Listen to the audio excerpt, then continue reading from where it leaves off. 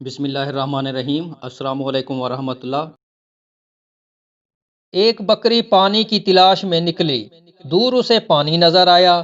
اس نے ادھر چھلانگ لگائی، وہاں دلدل تھی، اس میں پھنس گئی۔ اب وہ نکلنے کے لیے جتنا زور لگاتی اس میں دھستی جاتی۔ اتنے میں ایک بھیڑیا ادھر آ نکلا، وہ بھی پانی اور شکار کی ہرس میں نکلا تھا۔ شکار اور پانی ایک ساتھ دیکھ کر اس نے بھی دور سے چھلانگ لگائی اور وہ بھی دلدل میں پھنس گیا۔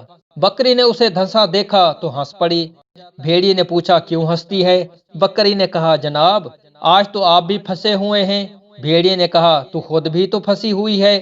بکری نے کہا، میرے پھنسنے اور تیرے پھنسنے میں بہت فرق ہے۔